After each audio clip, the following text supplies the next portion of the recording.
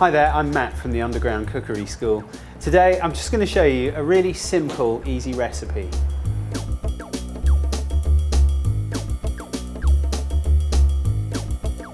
Hello, you're watching because you want to know how to make icing sugar, which is incredibly easy. If you're at home and you don't have any icing sugar, but you've got regular sugar, or in this case caster sugar, just take equal quantities of caster sugar and corn flour. You may not have corn flour at home, which defeats the whole point of the object, but if you do, you're in. Now, this amazing contraption is actually a blender. And if I just stick the lid on, like so, and give it a good old whiz. Stick my hand on the top. It's about, you just want to whiz it up for about 15-20 seconds, that should do it.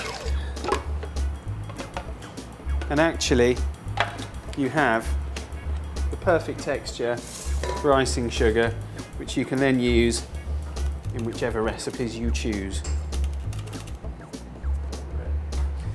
So you would use an icing sugar for, icing sugar is great for dusting things when you've made mistakes. So if you've burnt the top of a cake and you just have to cut it off, use a bread knife, dust it with a bit of icing sugar, that's going to do the trick.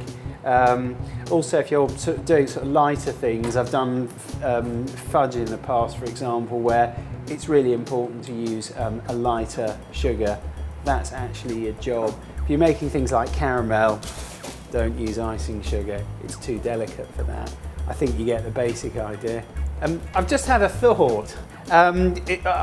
You know, whenever you make a frosting, cupcakes are really in at the moment, but if you make a vanilla frosting, you will find that the big granulated sugar is too harsh for that. So if you just mix that with a bit of butter, it's beautiful. And again, if you're looking at a Victoria sponge, you wouldn't want to use a granulated sugar. You want a nice creamy texture.